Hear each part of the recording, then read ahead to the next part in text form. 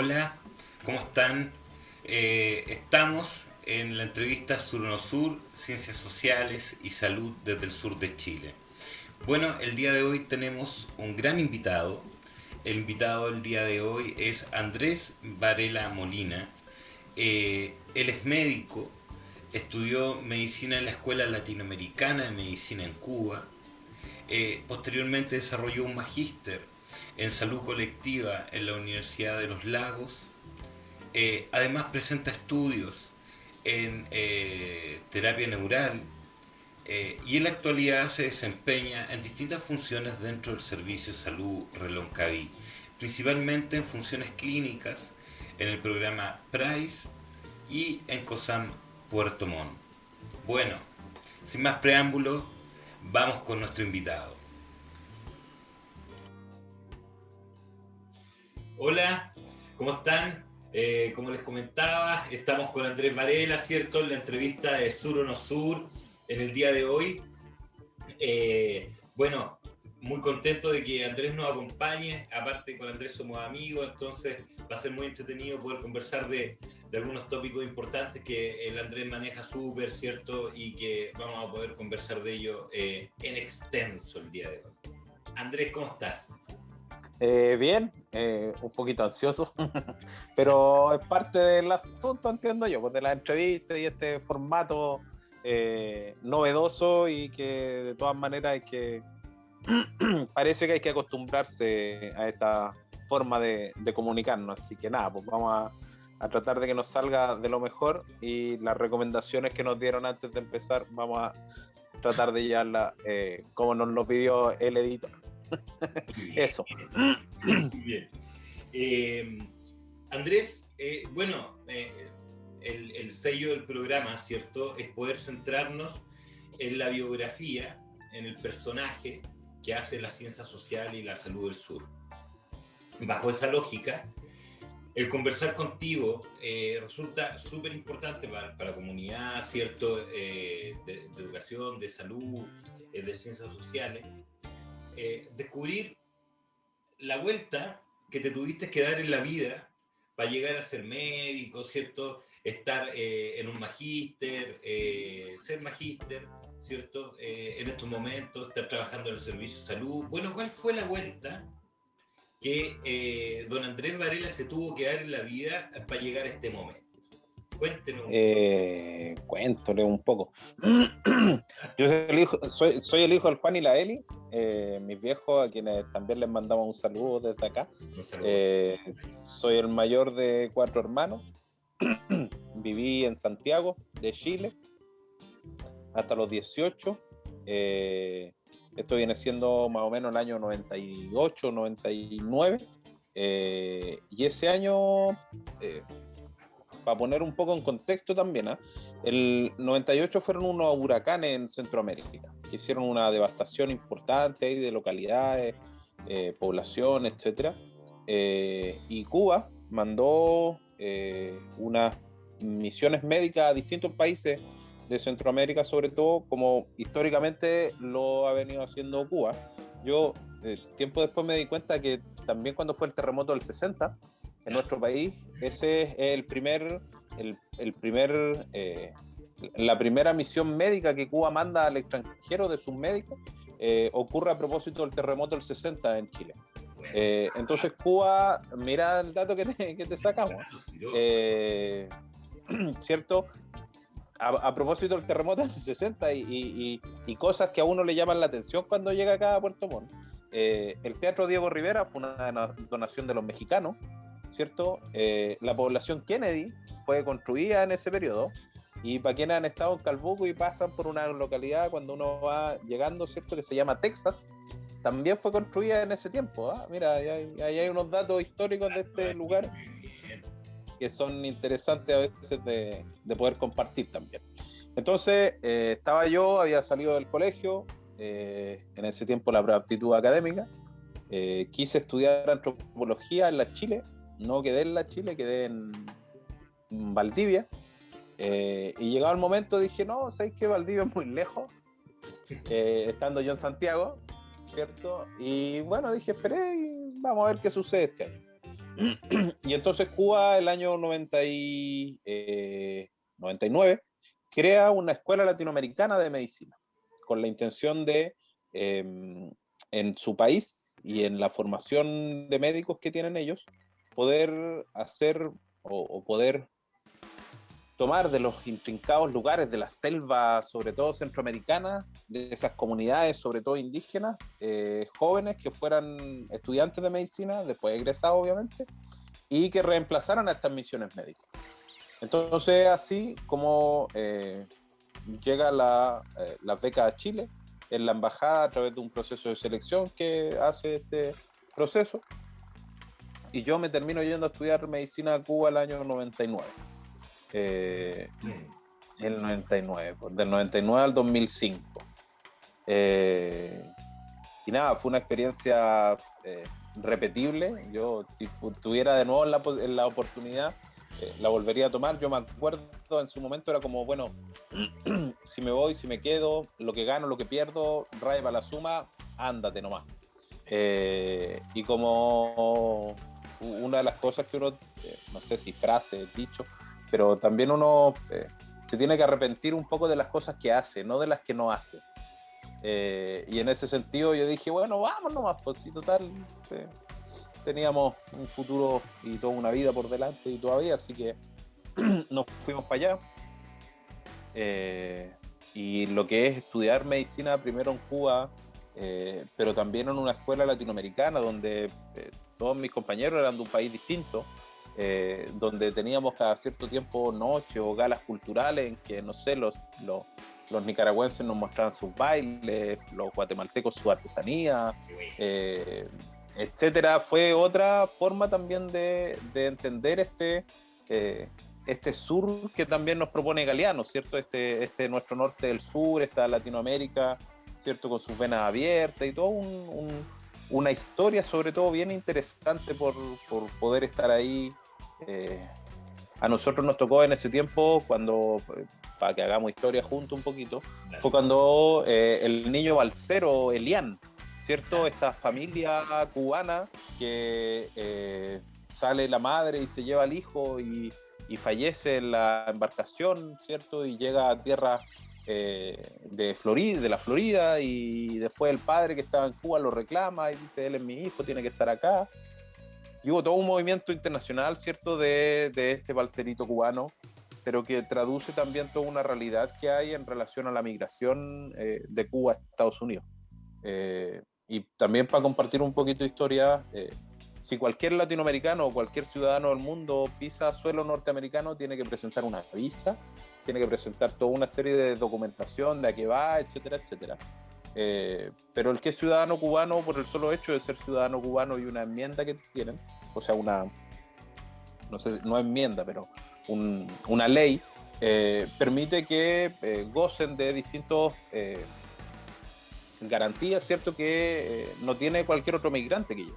Entonces es una forma de promover de alguna manera el éxodo de Cuba a Estados Unidos. Entonces, volviendo para hacer historia, fue en ese momento en que, cierto, yo estuve en Cuba, estuvimos hasta el 2005. En el 2005 yo regreso a Chile, después de un tiempo estando en San...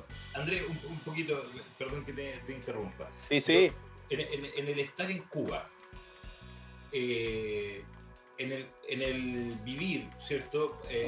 Como explicabas, porque no era una universidad que tenía alumnos de intercambio de vez en cuando. Estamos hablando de un espacio universitario latinoamericano, donde confluían, ¿cierto?, un montón de culturas, donde el sincretismo era como la base, el diálogo, me imagino, una clase, lo que tiene que haber sido. Bajo este formato y bajo la formación cubana de la medicina, cuéntame qué principios, qué valores, qué marcos teóricos, qué marcos conceptuales, bajo qué lógica te enseñaron la medicina allá, como para comprender un poquito cómo fue. Sí.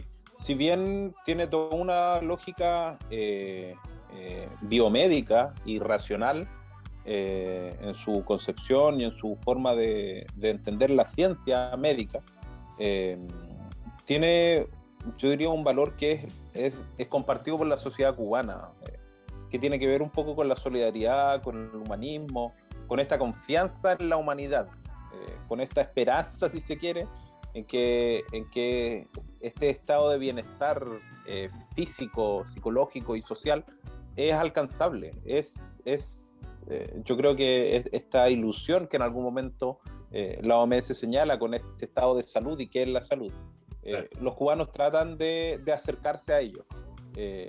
Porque entienden, yo diría que la salud no depende tan solo del sistema de salud, de cómo funcionan las instituciones, las organizaciones, la administración de los servicios de salud, sino entender que la alimentación tiene que ver con la salud, sino entender que la vivienda tiene que ver con la salud, sino entender que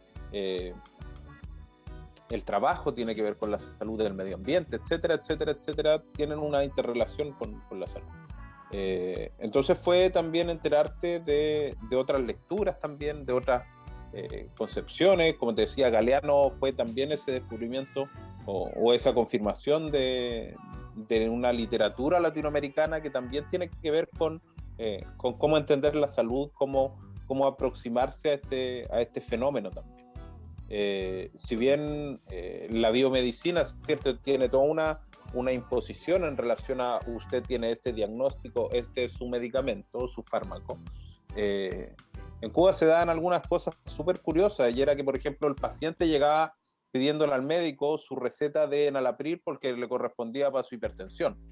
Entonces, motivo de consulta, vengo por mi receta. Cuestión que de repente en nuestro país cuesta encontrar eso, cuesta esa relación también médico-paciente, y cuesta esa comprensión, diría yo, y esa educación que en salud también hace falta, o incluso en la misma educación formal. Yo siento que por ejemplo todos debiéramos o debieran salir de la enseñanza media sabiendo qué es, cómo funciona nuestro organismo, y que el tema de las células, las enzimas, las neuronas, los neurotransmisores, si queréis verlo también, sea algo que estemos enterados. Los daños que hace el humo del cigarrillo, el alcohol, las otras drogas, los efectos que tiene la alimentación en nuestro organismo, los carbohidratos, las proteínas, los lípidos, no sé, cómo funciona el ciclo, no sé, las distintas cosas que son fisiológicas.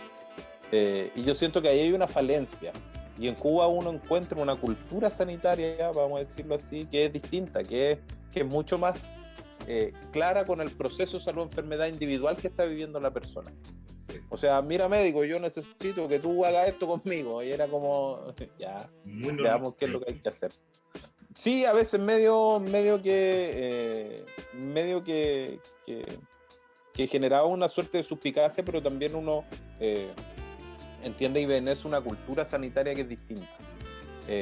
Cuba también en este rato tiene todos unos indicadores a propósito del COVID, o de la COVID, como le dicen ellos, porque la enfermedad transmitida por el virus, ¿cierto? Y ahí hay una condicionante bien interesante, porque nosotros hablamos de enfermedades, pues no de enfermos, pero la verdad es que la gente, o sea, cada uno reacciona de una manera distinta ante un virus. Entonces no hay enfermedades, sino que hay enfermos, pues, ¿cierto? Cada uno expresa esta enfermedad de una manera distinta. Y entonces todo el tratamiento incluso preventivo que han estado haciendo, o el desarrollo de la vacuna, que ya tienen lista varios millones de dosis, y también dispuesto a entregarlo a países que no puedan comprarlo. Ahí esa parte de la historia no la tengo tan clara en este rato. Pero fue distinto estudiar medicina en un país con estas características, con todas las carencias, con todas las falencias, con todas las cosas malas que también tiene, pero que yo creo que sopesando, poniendo en la balanza una calidad docente, unos profesores, no sé, que llevan años haciendo docencia, que llevan años diagnosticando distintas cosas y explicando. Yo siento que la educación cubana tiene mucho de explicar y mucho de hacer que el estudiante efectivamente vaya comprendiendo más que repitiendo cosas. Perfecto. Hay cosas de las que tenéis que repetir y saber de memoria, y hay que hacerlo nomás, por Claro. cierto, pero sobre todo esta comprensión y esta relación del médico con el paciente, esta disposición a mejorar de alguna manera las distintas cosas, yo siento que fue siempre algo que ellos promovían y algo que de alguna manera queda, yo diría, en el trato, en la forma de a veces entender a los pacientes, a la realidad, a preguntarle de repente al paciente en qué trabaja, al preguntarle cómo está comiendo, cómo está durmiendo, más allá de que su dolor de rodilla es una artrosis o un problema del menisco. Esa como riqueza semiológica que da la anamnesis o el interrogatorio o la entrevista clínica, yo creo que es algo que también los cubanos o la Escuela Cubana de Medicina desarrolla bastante bien, es súper rica en esas descripciones a veces y en esas formas de entender la medicina. Estamos con Andrés Varela en la entrevista de Sur o No Sur, revisando su paso por Cuba, revisando este proceso formativo en la construcción de su rol de médico, revisando la importancia de lo comunitario, la determinante en el ámbito social, la importancia familiar, el territorio. Distintos conceptos que a uno lo hacen pensar de una construcción ontológica, en una posición de observación como médico mucho más integrativa, mucho más, una lectura mucho más co-construida con el paciente. Este mundo en el que me enfermo, nos enfermamos, ¿cierto? O nos sanamos, es un mundo construido entre todos.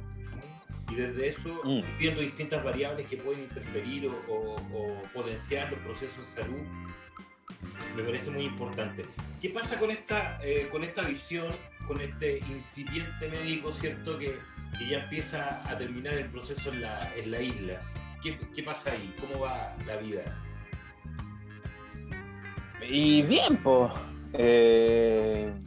hubo que terminar allá, ¿cierto? Venir a Chile, hacer todo este proceso de convalidación del título, de examinarse,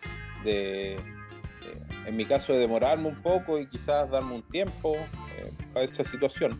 Y en este andar terminé, o en algún momento también estuve por Coquimbo. Saludos también a la gente de Coquimbo, ahí San Juan, buen lugar, y a La Pampilla. Y el otro día, mira, estaba acordándome a propósito de este médico, ¿cierto? Y tu pregunta. Nosotros entre el año 2012 y 2014 en el CESFAM hicimos una experiencia con el uso de la Melissa officinalis, la planta Melissa. ¿En Coquimbo? En Coquimbo, sí. Y a esta experiencia le pusimos conversando con Melissa, porque se trataba de un grupo de autoayuda. Que al calor y ahora les voy a ir haciendo el cuento de cómo es el asunto, terminamos sosteniendo un huerto con algunas plantas medicinales, entre ellas la melisa. ¿El mismo centro de salud? Sí, no, sí fue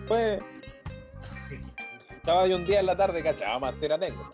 Estaba un día en la tarde yo conversando con el director y de repente hace su entrada la encargada del programa Salud Mental y me dice: Varela, ¿me podía hacer una receta, un clona para una paciente? Así, con la misma rapidez que te lo estoy diciendo a ti. Y yo la quedo mirando, miro al director y le digo: ¿sabes que yo te lo puedo hacer, pero mañana, con hora y con la ficha a la base? Y de preferencia con la paciente al frente. Y ella me mira, lo mira al director, el director la mira, me mira a mí, le hace un gesto así como de, bueno, él es el que tiene la firma, así que él puede. Y ella me dice: ya, pues, mañana entonces la tenés citada a las 8. Ya, vos dale nomás. Entonces le pregunto yo después de que se vaya al director: oiga, perdón, ¿cómo es este tema del clona? Porque parece que no es la primera y esta es una cuestión habitual. Y él me dice: no, sí, mira, en farmacia el otro día rompieron un vidrio porque no tenían su medicamento. Chango, dije yo. ¿Y por qué no hacemos algo?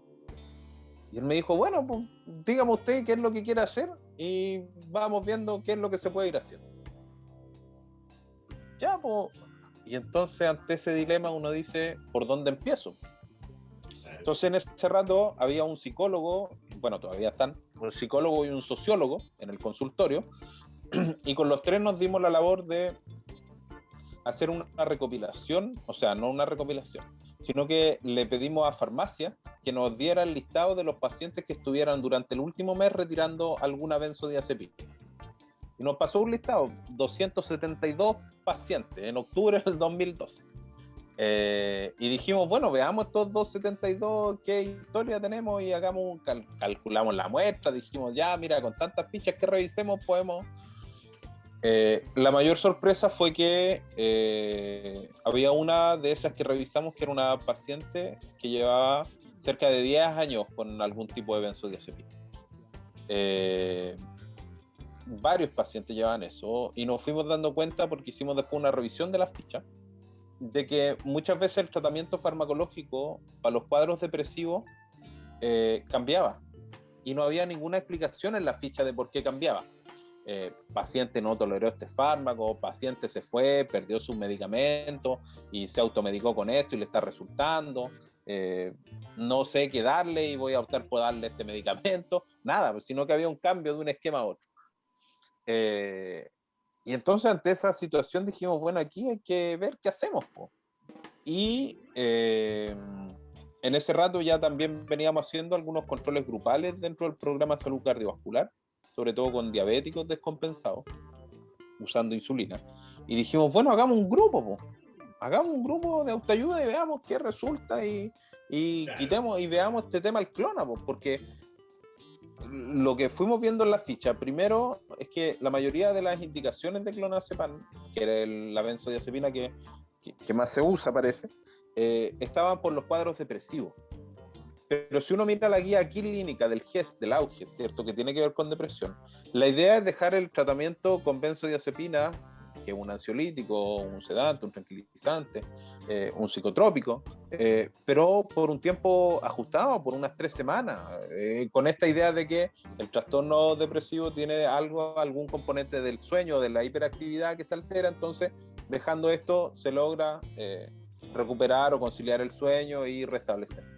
Pero pasa que muchas veces se opta por dejar la receta por un mes y después, si ya el paciente lo estaba tomando, vamos repitiendo la receta.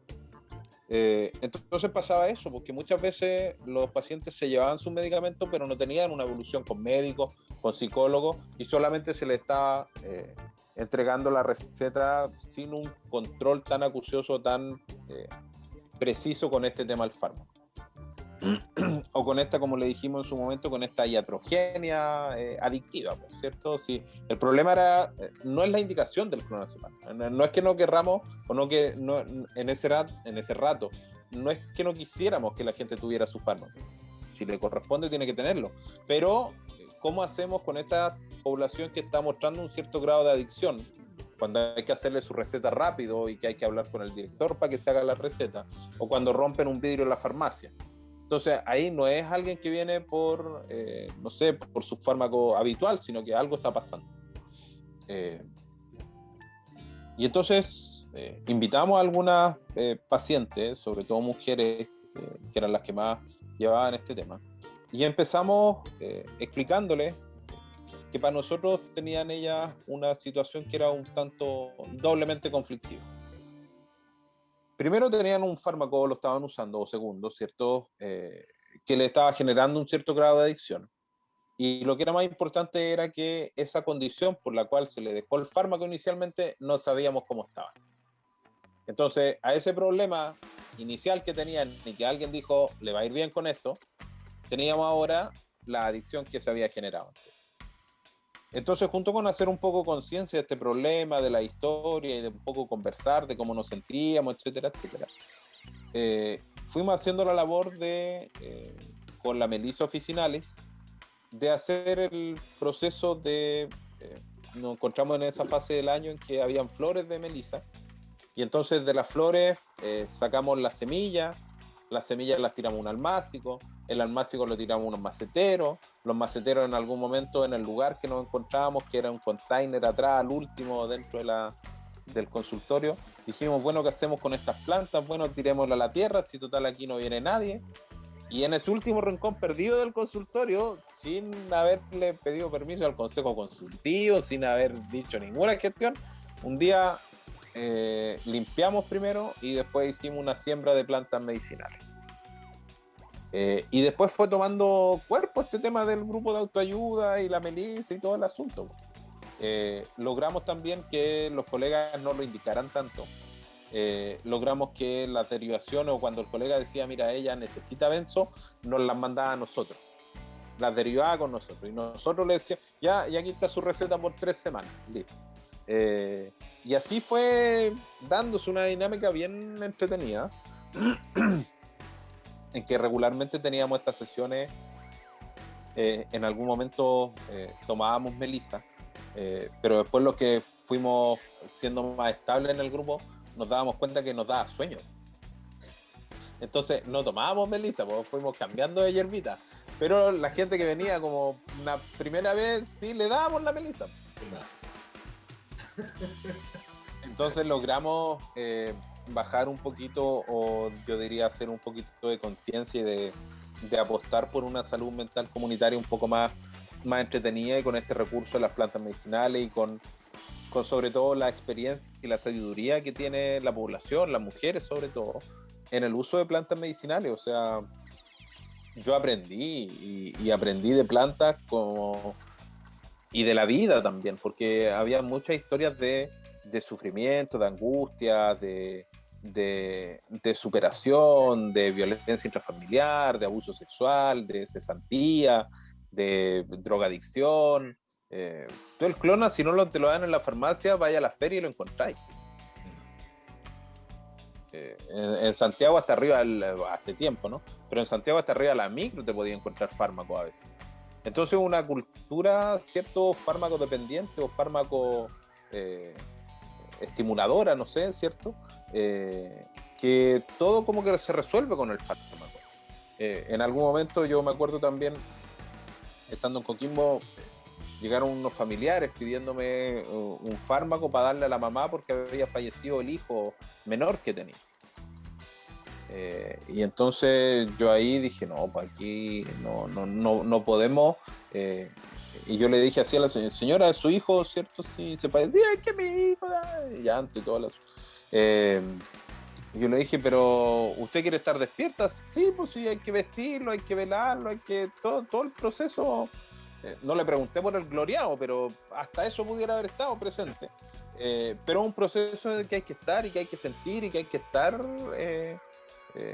No es una situación que te desborde un duelo, o no debiera serlo, ¿cierto? O no tenéis que pasarlo empastillado para poder sentirlo. Si queréis llorar porque se te murió un ser querido, llora y rájate llorando. O sea, si no es ahora, ¿cuándo va a ser? Pero entonces parece que hay una cultura un poco que promueve que todo esté mediado por este fármaco que va a solucionar todos los males que estamos teniendo, versus esta otra cultura o esta otra propuesta que tiene que ver con, bueno, acompañemos un poquito este proceso de una manera más cordial, más armónica, más saludable también, pues, si es normal o es esperado, digámoslo así. Que cuando fallezca un familiar cercano tuyo, algo te tiene que pasar, pues, te tiene que remover alguna cuestión y andar triste o bajoneado un par de días. Es lo esperado, pues somos seres sociales y necesitamos de lo otro, así que es una expresión de cariño, de afecto. Entonces, esa fue la experiencia del Conversando con Melissa. La presentamos, me acuerdo, en una actividad de salud del Día de la Salud Mental del 10 de octubre. La presentamos, creo que por ahí en octubre, noviembre, no me acuerdo en qué fecha, el Día del Medio Ambiente, que también presentamos, hicimos una muestra de plantas medicinales para el Día del Medio Ambiente. Y después, con distintas actividades que se iban sucediendo en el consultorio, las mujeres siguieron juntándose, siguieron dándole este tema al de los huertos también, y eso fue bien potente, diría yo. Así que nada, pues un saludo también a la gente que conversa con la Melissa todavía. Muy bien. Estamos con Andrés Varela en la entrevista de Sur no Sur, revisando su paso por Coquimbo y cómo trabajó desde la salud en una perspectiva mucho más social, mucho más comunitaria, mucho más humanizante, ¿cierto? Con elementos que se encuentran en el propio medio para poder resolver algunas problemáticas, ¿cierto? Con los fármacos y las adicciones que se pueden ir desarrollando. Andrés, va pasando el tiempo y ya estamos en Coquimbo. ¿Por dónde sigue este periplo existencial? ¿De Coquimbo para dónde vamos? De Coquimbo a Puerto Montt, pues. Sí, fue un rally, fue así, de un año en que llovió un puro día, Coquimbo, a venirte para acá, donde la lluvia se hizo canción, po. O sea, yo me acuerdo cuando llegué así me decían que era Puerto Montt. En estos últimos tiempos, y bueno, ¿qué año? Disculpa, en agosto del 2014. 2014, perfecto. Sí. Ahí llegué al servicio de salud, a la dirección de servicio. Estuvimos en el departamento de atención primaria un rato haciendo algunas gestiones y enterándonos un poco de esta zona, de sus realidades, de sus insularidades, de su maritorio, de sus postas de salud rural, del hospital que estaba en construcción cuando llegué, el viaducto que también estaba en construcción cuando llegué, la carretera Peyuco, que todavía no existía, que era en ese tiempo la ruta a la muerte, ¿cierto? Tenía la curva esa peligrosa.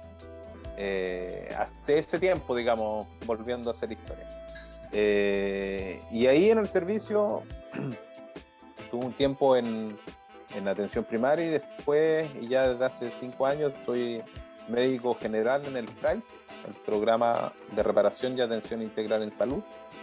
En estos momentos también estoy en el programa ambulatorio intensivo del COSAM Puerto Montt, que tiene que ver con adicciones, convenio con Senda. Salud al COSAM ahí.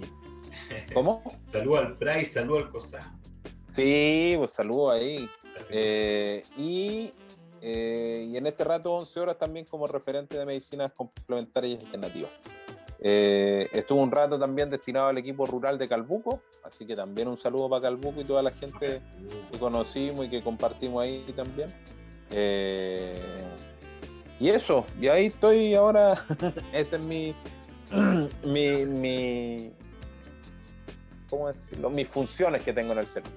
Perfecto. Entonces, desde hace un tiempo también y al poco andar de haber llegado, empecé a ir a una comunidad mapuche en Precia, en Tehualda, la comunidad de Pichimaule. Y ahí lo que hacía eran atenciones de médico con la Puentuchefe, usando, eso sí, terapia neural. Yo desde hace un par de años, ya como 10, vengo haciendo lo que es esta medicina alternativa, complementaria o auxiliar de la salud. Y entonces nos fuimos y empezamos a hacer sesiones de terapia neural ahí en la comunidad, algo que por esto del COVID dejamos de hacer, pero que tenemos todas las ganas también de retomar y seguir haciendo. Así es que eso ha sido mi estadía un poco laboral. Dime. ¿Y cómo fue esto de estar con la comunidad allá en Fresia, de trabajar con ellos? ¿Fue tu primer acercamiento directo al mundo mapuche, en ruralidad acá? Sí, el segundo. Mira, nosotros nosotros siendo estudiantes, veníamos todos los años de vacaciones para acá en la temporada julio-agosto, ¿cierto? Allá en el otro hemisferio las clases empiezan en septiembre, no en marzo. Y el año 2004 hicimos un trabajo voluntario en la comuna de Tirúa. Perfecto. ¿Cierto? Y el trabajo tuvo que ver, por una parte, con hacer una encuesta social, un censo de salud. Encuestamos cerca del 10% de la población, sacábamos cuenta después. Y la realización de algunos talleres en escuelas, internados, clubes de adulto mayor, en el liceo, en la radio local también hicimos algunas cosas y ahí estuvimos.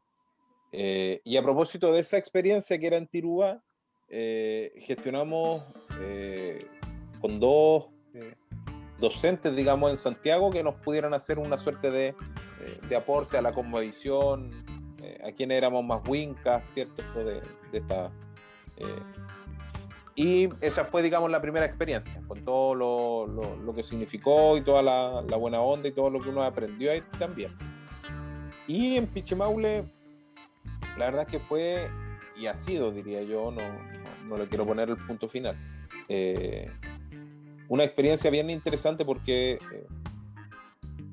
se da la atención, o se daba, o se venía dando con la Laguentuchefe. Entonces éramos 3 o 4 personas, la Laguentuchefe, el paciente, su familiar, yo, ¿cierto? En un diálogo que se daba y en una conversación sobre todo, ¿cierto? Bien interesante y bien respetuosa, diría yo, por una parte de la cosmovisión, de la cultura, de las creencias, pero por otra que con esto de la terapia neural funcionaba bastante bien para ellos. Yo en algún momento, entre talla y broma, me decían: usted es el médico que pincha, el médico que viene a poner las inyecciones, porque en este rato lograron que de la de SAM de Fresia fuera el programa Salud Cardiovascular a verlo, etcétera, etcétera.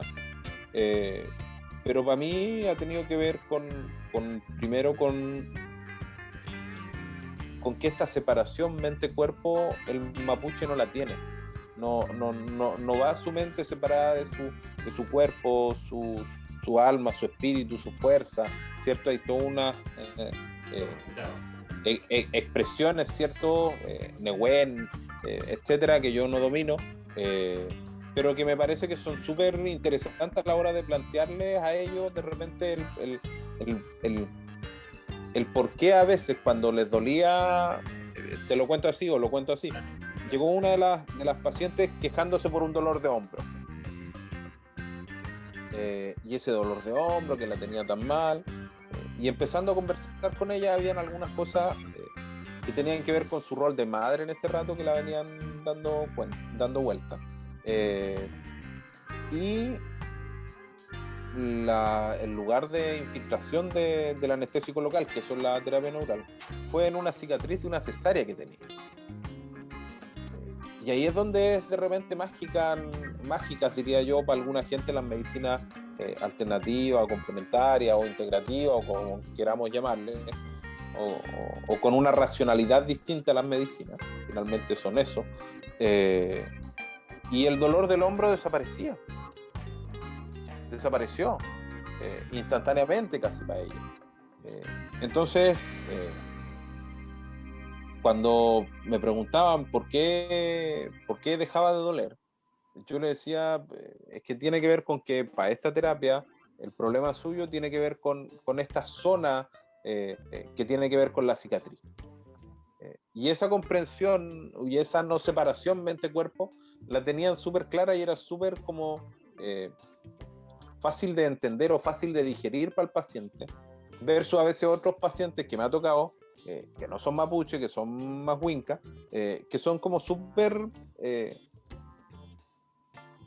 sin querer ofender, pero como que quieren saber por qué es que tienen eso, esa dolencia no tiene nada que ver con lo que les está pasando, no tiene nada que ver con lo que les pasó, sino que es una dolencia porque se tropezaron, se cayeron y se golpearon. Entonces, me duele porque me golpeé y ese es punto final. Pero que tiene que ver con una lógica de entender la salud, la enfermedad, la vida, ¿cierto? En ese sentido. Entonces, también con la comunidad fue participar del Año Nuevo Mapuche, ¿cierto? De estar ahí en esa noche y de esperar, ¿cierto? La llegada del sol y el nuevo año.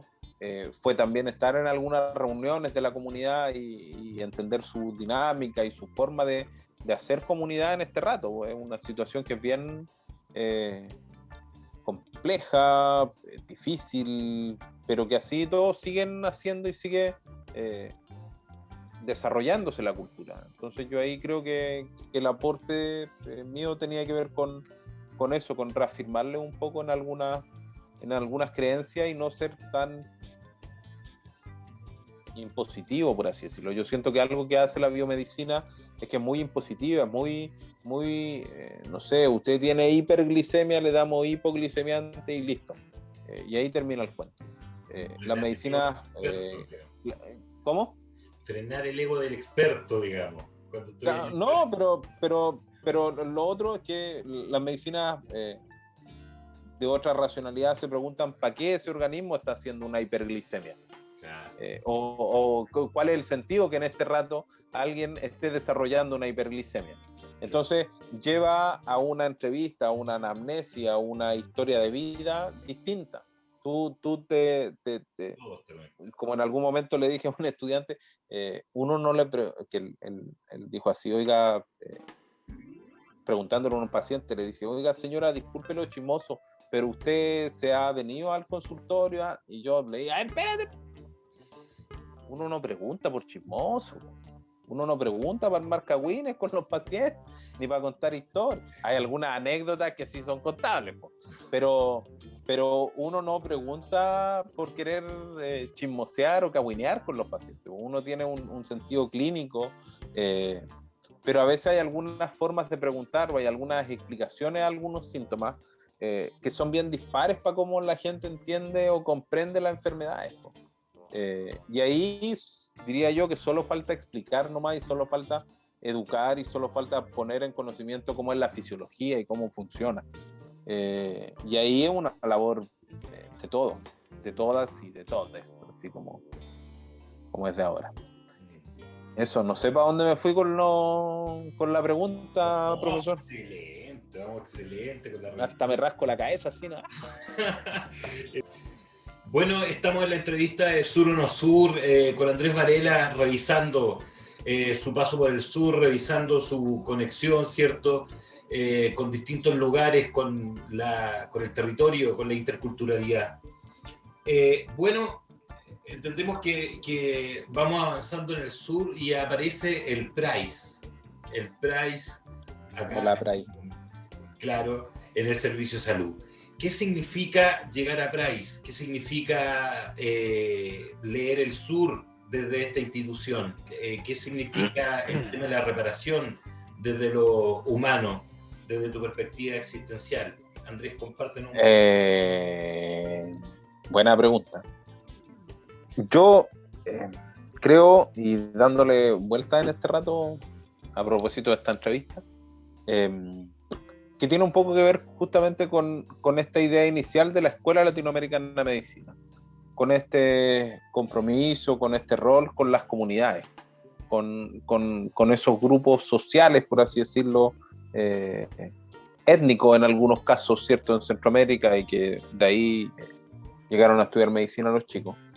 Pero también con este sentido de decir, bueno, ¿cuál es mi comunidad o dónde puedo hacer esta población a cargo, si se quiere, o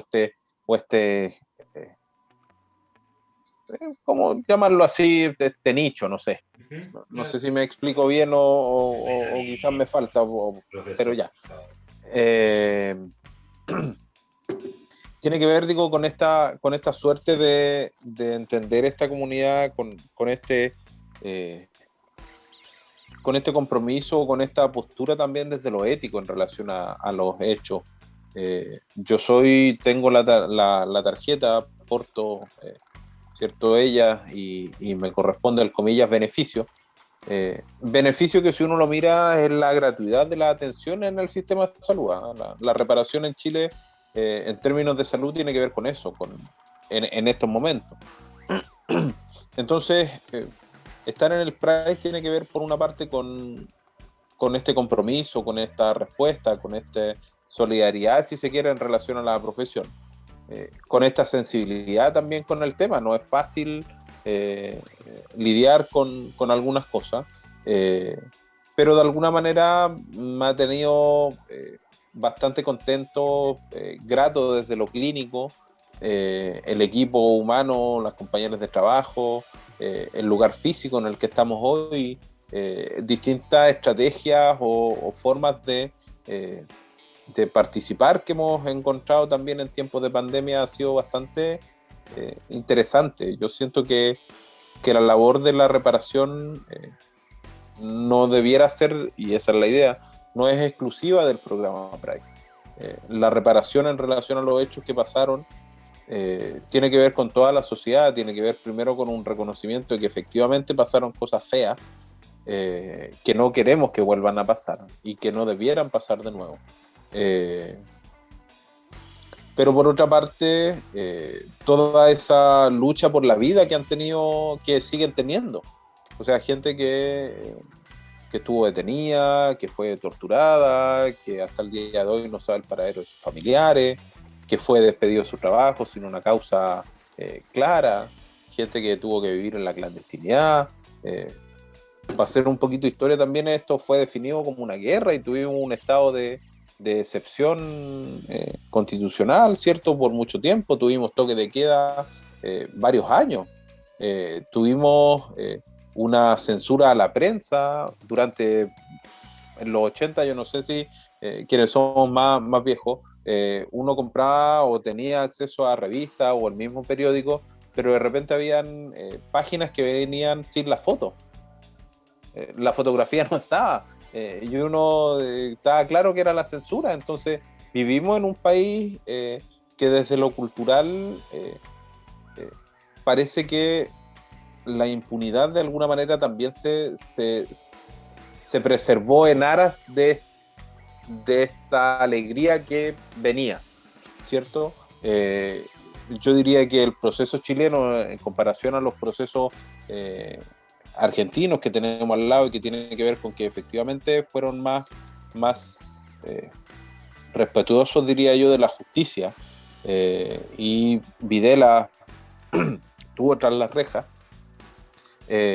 Nosotros tuvimos una relación totalmente distinta en relación a este pasado, eh, eh, con una historia, por ejemplo, que tuvo que pasar casi 14 años para que fuera reconocida, que fue el hecho de la prisión política y la tortura. O sea, si uno saca las cuentas, el gobierno de Elwin empieza en marzo del 90, y recién con Lago, el 2004, se toma en consideración el relato de las personas que sufrieron, que fueron víctimas de tortura, y que son casi 40.000 personas que se atrevieron y que dijeron: yo voy a contar mi historia. Pero mucha gente quizás no contó su historia. Y esa historia tiene un pacto de silencio. Por 50 años nadie puede decir qué es lo que sepa de esa situación. Entonces es una sociedad que de alguna manera este tema del silencio, este tema de la impunidad, este tema de no revisar nuestra historia reciente, se traduce también en lo que fueron las denuncias de abusos sexuales por la iglesia, ¿cierto? Por los curas, para decirlos con nombre, y todo este movimiento que también empezó hace un par de años, que tuvo que ver con estas revelaciones de parte de mujeres de los abusos sexuales que vivieron, y de esta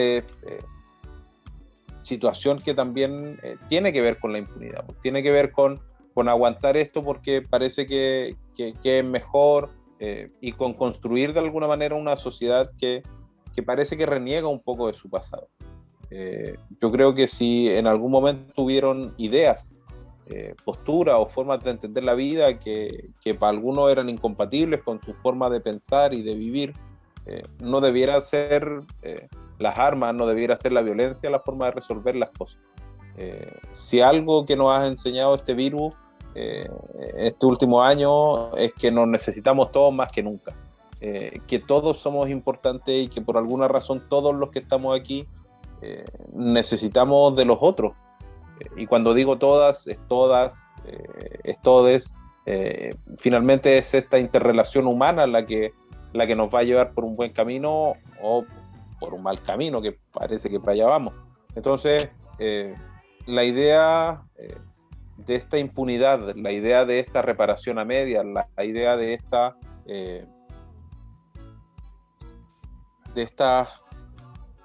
reparación que entrega gratuidad, ¿cierto? Más que reparar. Esta reparación que parece más una garantía en tu patrimonio también. Hay gente que cobra una pensión por lo que pasó. Y eso me parece que es contraproducente, o no contraproducente, pero que por lo menos debiera mirarnos y hacernos ver cómo estamos reparando, cómo efectivamente estamos haciendo esto. Y aquí hay una labor que es individual, persona a persona, ¿cierto? Paciente a paciente, pero hay también algunas cosas que tienen que ver con la sociedad, con cómo nos reencontramos con nuestra historia y asumimos algunas cosas que pasaron y que no fueron tan buenas. Entonces, yo creo que esa tensión, por así decirlo, como programa, nos toca verla, nos toca vivirla, nos toca también acompañar cuando hay algunas descompensaciones por situaciones agudas, por el mismo tema del estallido social. También muchos pacientes como que reactivaron algunos síntomas. Entonces la reparación también tiene que tener un carácter dinámico en relación a los eventos que van pasando. La reparación no es una cuestión estática que dice ya usted vivió esto, usted hay que hacerle esto y listo. Porque la vida es dinámica, porque la salud, una enfermedad tiene un dinamismo. Entonces la reparación también debiera tener este dinamismo que a veces se demora en llegar y que a veces no están al ritmo del paciente, de la familia, de la comunidad. Y ahí es una labor constante entonces esta reparación.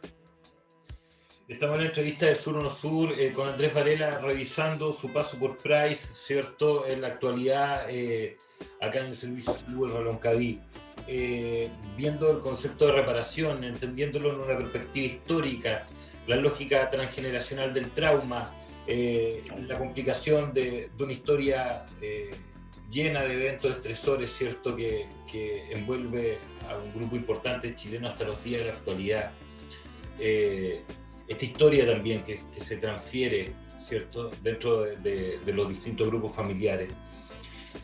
¿Qué pasa desde tu perspectiva en esta lógica del trauma, en esta lógica de lo que significa la violencia a propósito del concepto de reparación? ¿Y qué te significa haber entrado en el lenguaje de comprender las lógicas del trauma político en este territorio? Cuéntanos un poco, Andrés, ¿cómo ha sido? Fue un descifrar, y es un descifrar. Yo creo que si bien esta cercanía física que tiene la dirección del Servicio de Salud en Egaña con el edificio el cuartel de la ex-PDI, ¿cierto? Ahí en Egaña, que en este momento es un lugar de memoria, un museo, tiene todo un nombre ahí y una forma. Yo diría que este trauma político o la comprensión que me ha dado esto es que el trauma sigue estando, ¿no? Yo creo que eso es una primera cosa que hay que tener claro. O sea, han pasado años y casi ya 50, pero el trauma sigue vivo. O sea, las personas no pueden decir ya, mira, este es mi trauma y yo lo dejo aquí y ahí está listo y ya no está conmigo. Y ya no está conmigo, ¿cierto? La dificultad clínica es cómo hacer de ese trauma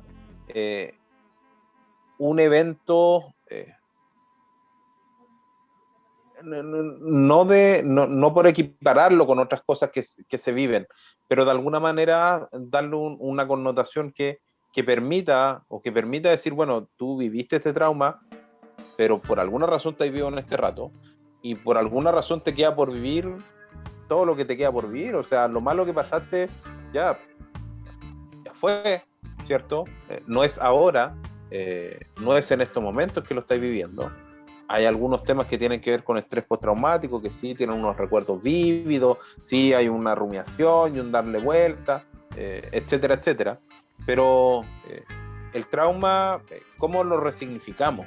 ¿Cómo logramos hacer de ese paso, de eso tan feo, tan fome que sucedió, como una experiencia que nos permita afrontar la vida de una manera distinta? A nosotros nos pasó que, a propósito de este tema del confinamiento, nosotros o varios pacientes nos decían, no, pues si es que nosotros sabemos lo que es estar encerrado y no saber cuándo vaya a salir.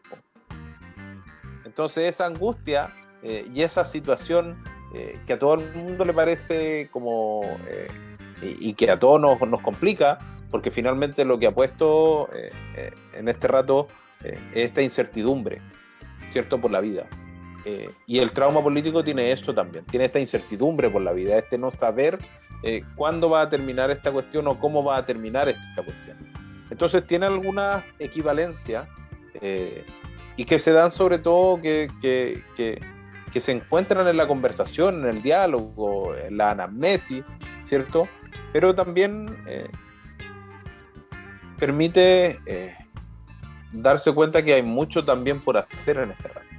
Ese trauma lo vivió una persona, lo vivieron junto con él sus familiares, y ese trauma se transmite a los hijos.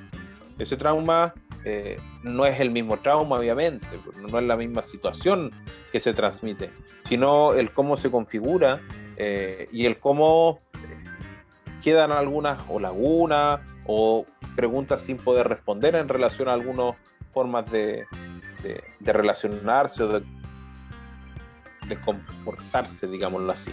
No sé si me explico, pero el trauma finalmente está, el trauma político claramente no es una categoría nosológica del CIE-10, ¿cierto?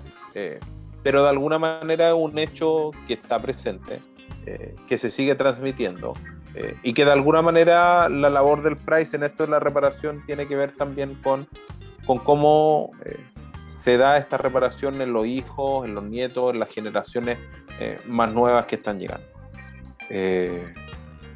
Yo eso en relación al trauma, nosotros también una de las cosas que hemos hecho o que veníamos haciendo era una labor bien interesante con algunas universidades. Logramos con la carrera de kinesiología de la Universidad de los Lagos, estábamos de buen pie con trabajo con terapia ocupacional de la Santo Tomás. Entonces eso nos permitía en esta zona poder transmitir esta historia, estas situaciones y estos traumas también. De alguna manera esa labor o estando ahí permite eso. Yo siento que, por ejemplo, es inconcebible en este rato que un funcionario de salud no sepa que existe el PRAIS o no entienda de qué es lo que se trata, por muy en un acuerdo o en desacuerdo que esté con las situaciones.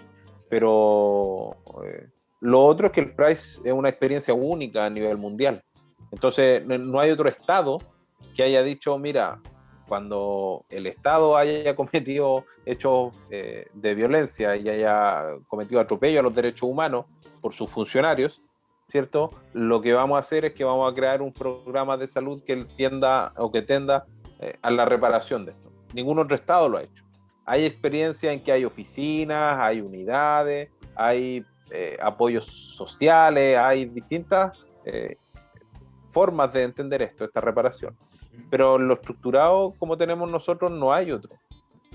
Entonces eso nos deja por una parte bien, pero por otra medida incómoda porque no tenemos un símil con el quien poder hacer revisión de los modelos teóricos, los modelos clínicos de cómo hacer.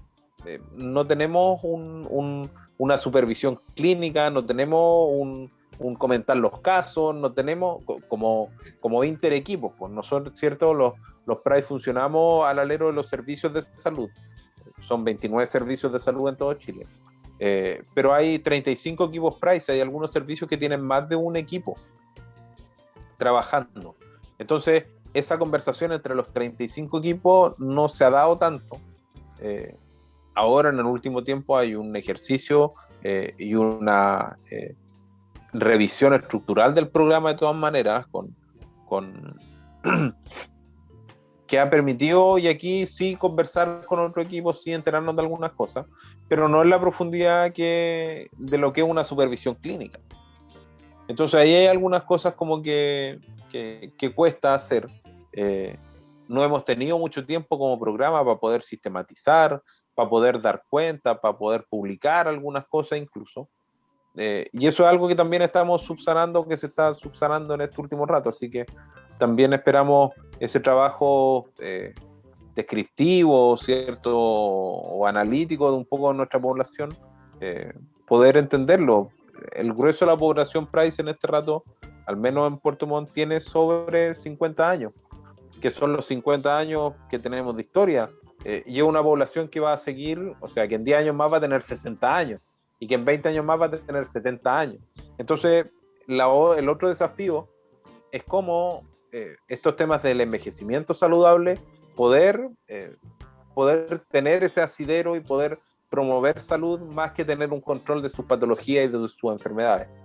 De alguna manera la reparación también tiene que ver con promover la salud, también tiene que ver con estas otras dimensiones que se interrelacionan con la salud.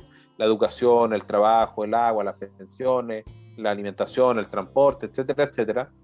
Y de alguna manera, mejorando eso, reparando eso, también reparamos en salud. Entonces, yo creo que el desafío como programa es de largo alcance, de largo aliento y es eso, un desafío. Perfecto. Estamos con Andrés Varela revisando la entrevista Sur o No Sur, ¿cierto? Su paso por Price, su trabajo actual en Price, ¿cierto? Y cómo va construyendo una mirada con respecto al trauma político, con respecto al proceso de reparación, ¿cierto? Desde una perspectiva crítica, más existencial, preguntándose en definitiva qué es lo que está en juego en la reparación, cómo esto facilita la vida para un montón de chilenos, ¿cierto? Cómo se puede seguir avanzando en esta línea. A propósito de memoria también, Andrés nos llevaba por esos conceptos. Bueno, aprovechando que uno conoce al invitado, vamos a aprovechar de revisar algunos temas que parecen muy importantes. Me gustaría que fuéramos, bueno, siguiéramos la actualidad, ¿no? Y que revisáramos el tema de el COVID, el tema del proceso de las vacunas, que hablemos de la crisis civilizatoria a propósito de todo esto, ¿no? Yo sé que aquí hay harto tema para poder conversar contigo, Andrea, así que llévanos nomás, llévanos. Expláyate. ¿Ah? Oye, yo creo que el COVID o la COVID o esta pandemia ha sacado lo mejor y lo peor de nosotros, en general. Como trabajadores de la salud nos hemos amoldado un poquito a algunas cosas. Hemos tenido que estar en esta primera línea o este reconocimiento a los trabajadores de salud. Yo creo que no se había dado tanto. A propósito de los temas de la vacunación y de los logros y los números que exhibe Chile en este rato, yo creo que también hay que reconocerle a los funcionarios de salud de ese logro. O sea, hemos tenido unos indicadores y estamos vacunando en un tiempo récord, porque hay trabajadores de la salud que están haciendo turnos, porque hay trabajadores de la salud que se han acomodado y han dicho ya vamos a vacunar nomás y etcétera, o porque hay directivos que están planeando y pensando cómo ir haciéndolo. Entonces yo siento que ese es un reconocimiento. Yo me acuerdo el año pasado, en algún momento en enero, veíamos por la televisión cómo los chinos construían un hospital en 10 días. Y era una cosa fantástica. Pues mira, los chinos, en 10 días un hospital. Y veíamos, y uno miraba en YouTube ahí y había en otro canal amigo, ¿cierto? Y iban mostrándonos cómo avanzaba ese hospital y finalmente después de 10 o 11 días lo inauguraron. Y de repente llegó marzo y tuvimos el primer caso y como que parece que podían llegar los casos acá, po. Y después tuvimos todo un tema que yo creo que aquí hay algunas cosas que tiene que ver con esta información o con esta forma de informar, que yo creo que fue un poco contraproducente para lograr el bienestar y para lograr la salud.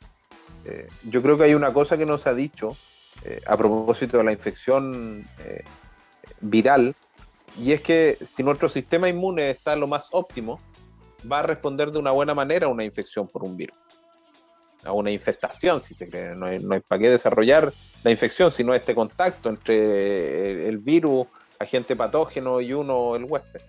Entonces, eso se olvidó de decir. Y a la población le dijimos que la única forma de cuidarse era el distanciamiento social, decían en algún momento, y dicen algunos. Y nadie en soledad sobrevive a una pandemia. No hay forma de que solo logre sobrevivir a una pandemia. Entonces, y el distanciamiento social en nuestro país existía y sigue existiendo, y tenemos sociedades que son totalmente distintas, viviendo a cuadras de distancia, realidades que son totalmente distintas en cruzar una calle. Pero se nos olvidó o no se dijo con tanta fuerza que uno mismo tiene toda la capacidad para poder, no sé si derrotar, pero para sobrellevar una infección por un virus. Un cuadro gripal, un malestar generalizado, un dolor de cabeza, dolor de músculo, 3 días acostado y listo. O 2 días o un día, no sé, como te pille la gripe. Pero las gripes se tratan en casa. Uno con gripe no va a consultar a la urgencia del hospital para saber si es que tiene gripe o tiene otra cosa. Pero entonces tuvimos un manejo que fue bien distinto. Tuvimos un mensaje que no fue claro, ¿cierto? Y que parecía ser que la única forma de cuidarse era o emplasticándose entero y parecer astronauta todo el día, o bañarse en soluciones higienizantes de alcohol gel, de amonio cuaternario. En algún momento, yo no sé si tú te acuerdas, pero hasta esparcieron sanitizante por las calles, ¿cierto? Una cuestión bien como que tiene que ver un poco con este desconocimiento del virus y cómo se transmite. O sea, en esta lógica de la biomedicina, la historia natural de la enfermedad del virus no estaba 100% clara, ¿cierto? Y yo diría que ahora se ha ido aclarando. Y como dijo Mañalich hace un par de días, y esto yo no lo sé, pero parece que ahora el virus se está volviendo una buena persona, dijo él. A propósito de su desafortunada frase, ¿cierto? Entonces, tuvimos ese manejo desde la información. Tuvimos una cuestión en que no se sabía si los datos del DEIS eran o no eran, si habían que validarlo o no. Si uno mira las estadísticas de Chile, tiene en algún momento en los fallecidos a causa de COVID una gráfica que un día tiene un ascenso así como de 30 veces más y el otro día tiene 0. Hay un tema del reporte que es impresentable. Hay algunas cosas ahí de cómo se contaban y de cómo se siguen contando que es extraña y que llama a la desconfianza, si ese es el tema. Si el tema no es que lo estén haciendo bien o mal, el problema es que después de eso la gente no cree. Claro, y entonces cuando a la gente le decís las otras cosas, tú en Santiago en algún momento caminabas por la calle de Arrázabal y cada 3 cuadras tenías cuarentena y cada 3 cuadras no.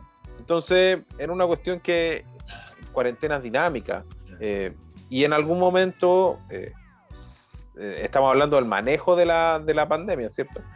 En algún momento se olvidaron o se olvidó la oficialidad del poder y de los recursos que hay a nivel local. O sea, los consultorios saben dónde están los pacientes. Los SECOF saben quiénes son sus tuberculosos que le están dando medicamentos. Entonces, en algún momento se olvidó este rol de las comunas. Y en el último rato, si uno ve, y a propósito de los reportes, las comunas que salen, las que entran a cuarentena, y el plan del paso a paso, parece una competencia a los municipios. ¿Cierto? O sea, los municipios de la región de los lagos, ¿cierto? La mayoría hoy salimos de cuarentena y ya avanzamos a la otra fase. Y parece que fuera como competir qué comuna va a ser la que llegue al paso 5. Pero en algún momento las decisiones y la forma y este recurso que es la atención primaria se olvidó completamente. Entonces, eso por un lado en términos del manejo de la institución de salud en relación a esto. Porque es una crisis civilizatoria y ahí otro interesante punto.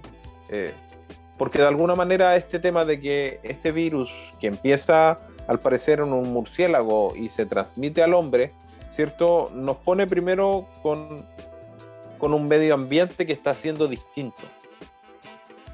Porque si los murciélagos vivieran donde tienen que vivir y estar ahí y no bajaran a la ciudad aquí voy a ir poniendo distintos elementos. Los incendios forestales, por ejemplo. ¿Cierto? Uno mira qué puede tener que ver los incendios forestales con la cantidad de animales, de ecosistemas, de vida que dejaron de estar ahí, empiezan y buscan otro lugar para vivir. Los virus tienen que buscar una condición para donde vivir, y si no la encuentran en un lugar, se van a otro. Y un poco esa, yo diría que es una explicación o una hipótesis de este tema de la zoonosis o de las enfermedades transmitidas por los animales a nosotros. Si nuestro medio ambiente está distinto, lo más probable es que sigamos teniendo pandemia como veníamos teniendo. Ojo, si bien el COVID es una cuestión mundial, nosotros tenemos, o el año pasado, antepasado, teníamos el tema del ébola, que tiene una letalidad mucho más importante, y que en África causó estragos y dejó la grande, ¿cierto? Teníamos justamente estos SARS o coronavirus, el MERS, ¿cierto? Que también hicieron episodios de epidemia, la H1N1, la porcina, ¿cierto? O sea, hemos venido teniendo situaciones epidémicas distintas. Por lo tanto, lo que hay que preguntarse también es, bueno, si estas formas de enfermar de este rato podrán tener relación con cómo estamos entendiendo también la vida, con cómo estamos entendiendo también el planeta, con cómo estamos entendiendo nuestra relación de respeto o no con la madre naturaleza. Si vemos la madre naturaleza, o si vemos la naturaleza, o si vemos los recursos como algo de lo que podamos usar y disponer, o si entendemos que de alguna manera somos parte de esto que nos toca estar, y de alguna manera tenemos que buscar otras formas de relacionarnos con la naturaleza. Yo creo que ahí hay una urgencia, y el problema o la situación es que uno lo puede decir, uno lo puede pensar, uno puede estar en acuerdo o en desacuerdo, pero si estamos en acuerdo, ¿cómo lo hacemos?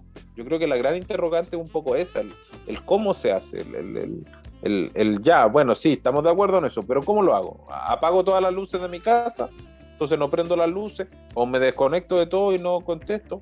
O finalmente yo creo que ese cuestionar de alguna manera va a ir teniendo unas respuestas de aquí a un tiempo. Es una crisis que también ha mostrado, diría yo, el papel de los medios de comunicación o del uso de las tecnologías, ¿cierto? De esta forma, y nos reíamos hace un rato de esta entrevista, ¿cierto? Por esta forma. Hace un par de años hubiéramos ido al set de estudio y hubiéramos estado ahí más cerca, ¿cierto? Compartiendo. Las teleclases, el teletrabajo, el teleamor, ¿cierto? Este tema, cómo las relaciones se van a ir dando en estos tiempos.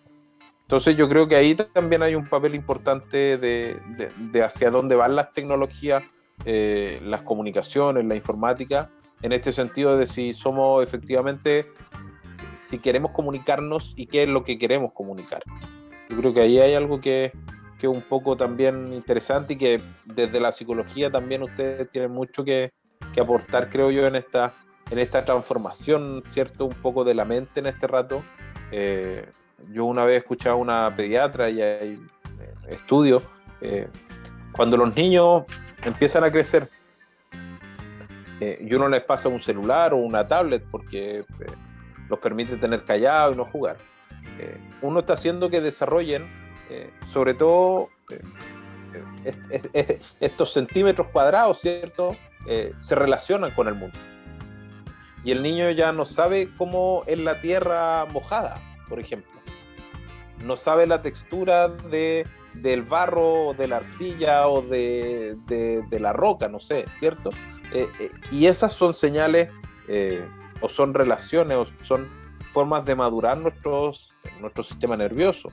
Entonces, un niño que solo su contacto y su estímulo sea la yema del dedo, va a tener unas redes neuronales distintas que el otro niño que estimula sus otros dedos con calor, con temperatura, con algo que lo hace retirar, no sé, el fuego, ¿cierto? Entonces, esa parte también es interesante, digo yo, cómo por muchos beneficios que digan que las tecnologías están teniendo y que nos permiten acercarnos al mundo y permiten que trabajemos, etcétera, pero en el desarrollo de nuestros niños, ¿cómo va a ser eso?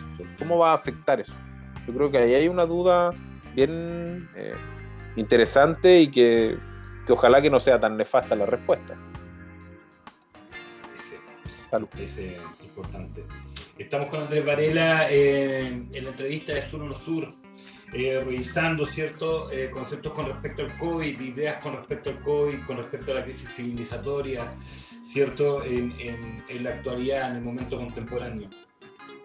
En función a lo mismo, ¿cierto?, seguimos en la lógica de la salud, pero ya pasando a otro tema.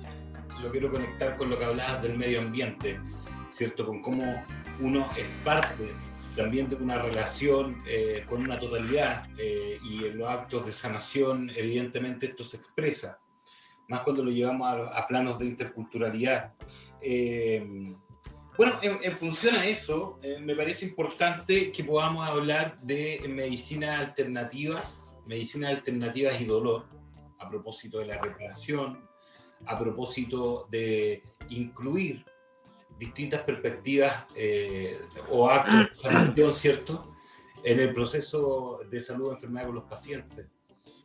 Cuéntanos cómo ha sido este proceso de ocupar, ¿cierto?, una medicina alternativa en los procesos médicos. Mira, sabéis que a mí me ha dado mucha gratitud, mucho sentirme conforme con lo que voy haciendo. Yo creo que este tema, primero, el dolor, es una cuestión que en pregrado no nos enseñan mucho. No es un ramo, no es un electivo, sino que, no sé, pues en traumatología ya los problemas de rodillas son estos y analgésico, reposo. En gastroenterología, mira, el estómago puede doler y bueno, le dais algún analgésico y un antiácido. Pero es así, es como agota. Entonces, cuando a uno le toca enfrentarse a un paciente con dolor, con un dolor persistente, uno no sabe mucho. Y la biomedicina te entrega analgésicos y te dice, use estos analgésicos de forma racional, y ahí se queda. Y si no te resulta, subí al otro nivel y bueno, si no, al otro nivel.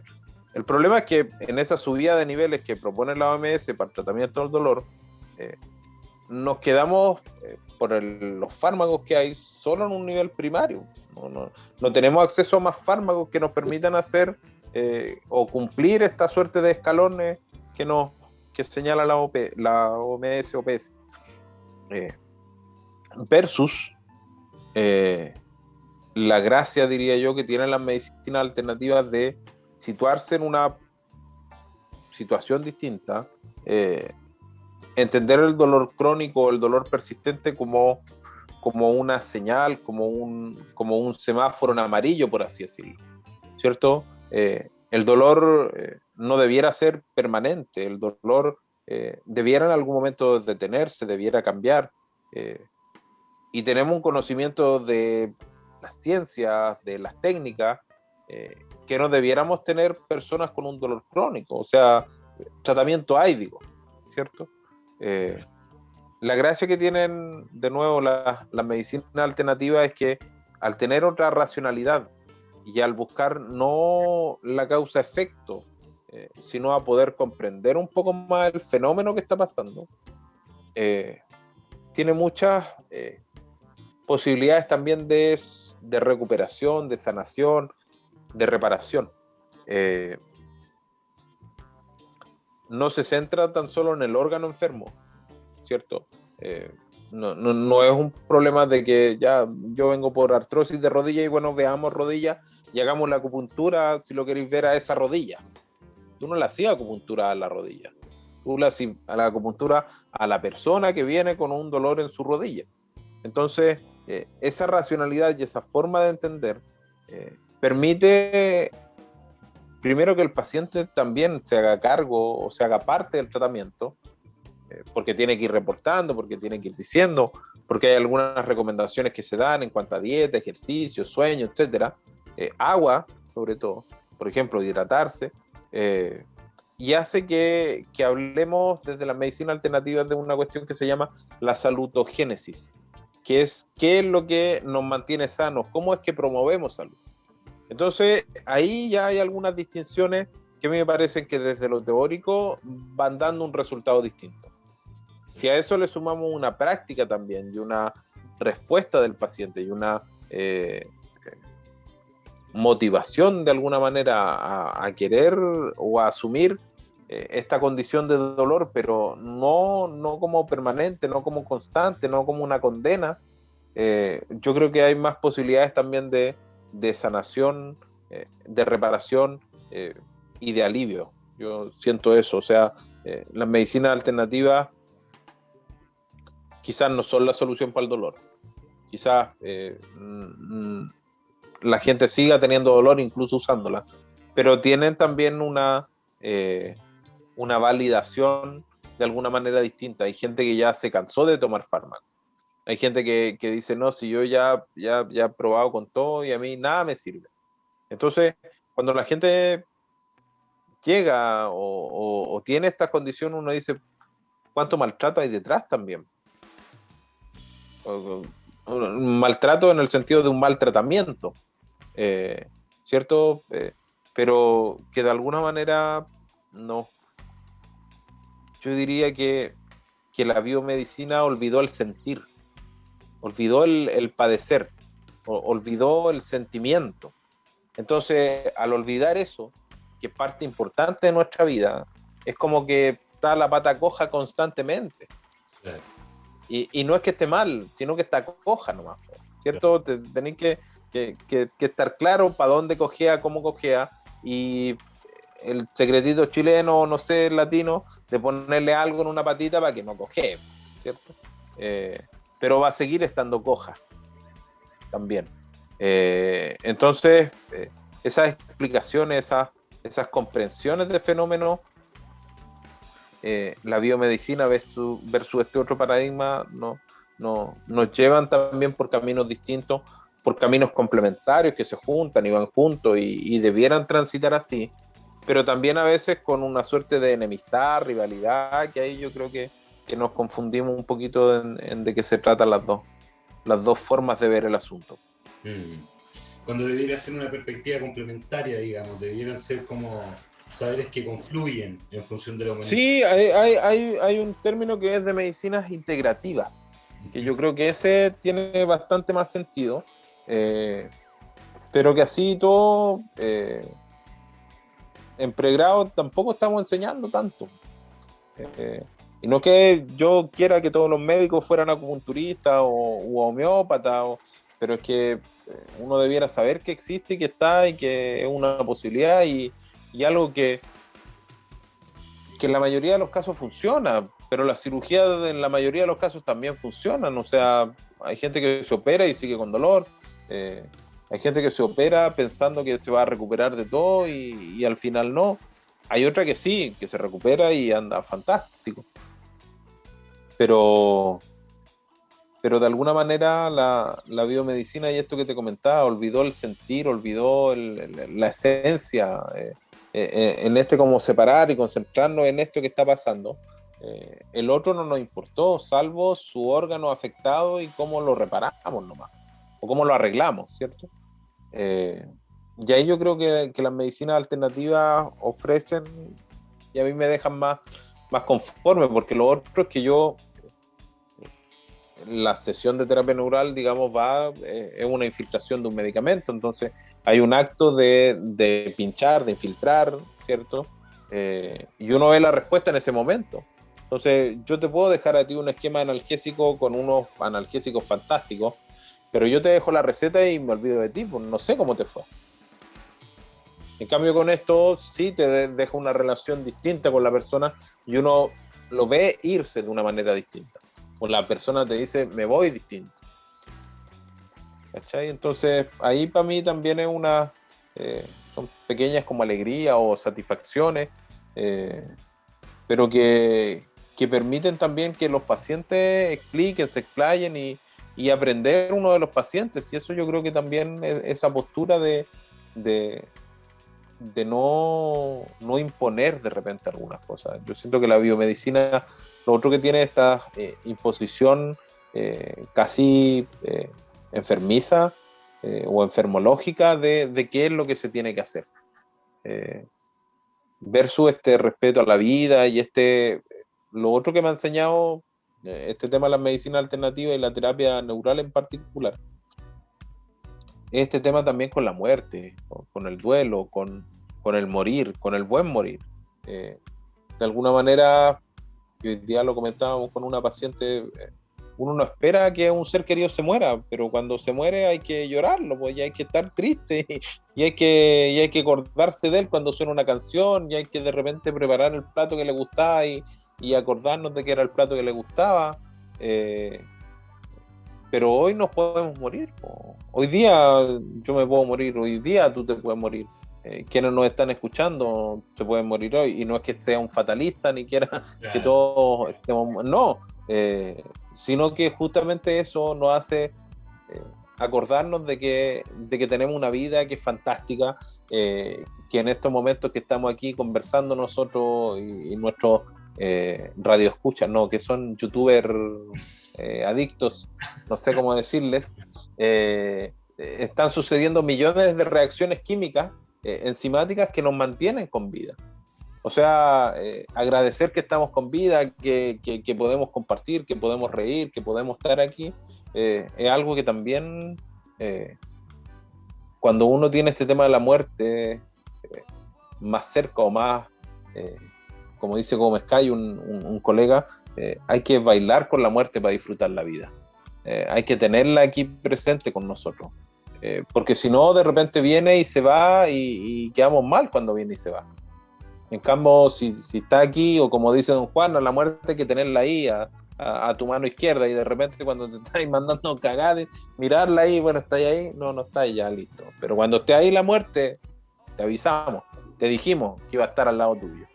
Entonces, yo creo que eso, el mensaje o la síntesis tiene que ver con cómo disfrutamos la vida, con los dolores, con los sinsabores, con la alegría, pero con las ganas de estar mejor. Yo creo que cuando alguien le dice usted tiene una enfermedad que la va a tener toda su vida y tiene un dolor crónico y ya no hay más medicamentos que darle, es casi una condena. O sea, ¿cómo queréis que la persona salga feliz de ese control de salud? Yo venía a un control de salud con el médico y me dice que no tengo remedio. O sea, si eso no es enfermar más, o si eso no es salud, ¿cierto? ¿Qué cosa es? Esa como reflexión, amigo mío. Súper, viejito.